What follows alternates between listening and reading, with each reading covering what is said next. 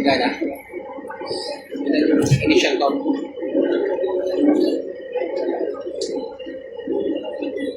16 po, second stop. First stop po ay 2016 po.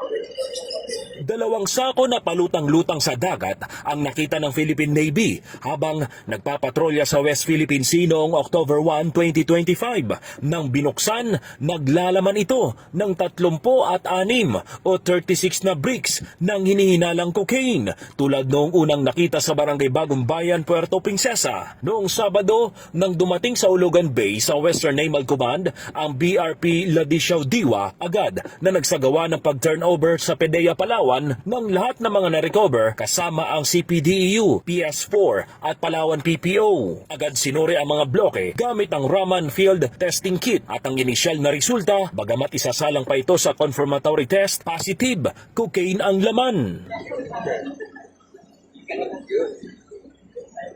Positive po. Okay, basa ba? Cocaine hydrochloride po. Narcotics po. Yes po. Sa tingin ni Commander Richard C. Paligsa, PN, Commanding Officer ng BRP Ladisao Diwa, PS-178, ang mga bricks maaaring lagpas isang araw ng palutang-lutang. Sa assessment ko kung gaano na siya katagal siguro, basta hindi makalubog na siya ng mga important. Kung titignan mo yung itsura niya, mukhang nakalubog na siya. Mga ilang araw, sir? Isang linggo?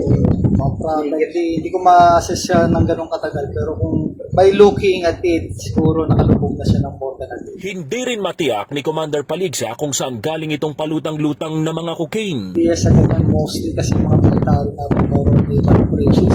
Ayon sa PDEA Palawan, nagkakahalaga ng 5 million pesos ang isang brick at ang lahat ng ito aabot ng 214 million pesos o higit pa. Ang DTP street price kasi ng cocaine is 5,300 per grams. So kung i-estimate natin yan, 36 to, at ang isang bricks ay 1 kilo, mahigit. So you do the math na lang siguro, no? I-ano na lang natin kasi basta ang isang kilo, most likely nasa 5 million ang isang bricks nito, ang nagkakahalaga siya for the street price. Tulad noong una, hindi pa rin alam kung saan ito nanggaling at kung saan ibabagsak. Sabi ng PDEA, ang market sa Palawan, shabu at marijuana. Pagdating kasi sa cocaine, mahal, ang hirap ibisyo. Wala akong no comment muna tayo dyan. Wala pa tayong concrete na evidence kasi ongoing pa kayo investigation natin. But kung titingnan kasi natin, katulad nung nabanggit ko nung una, yung mga seizures natin dito sa Palawan at sa Puerto Princesa, mga shabu at marijuana lang.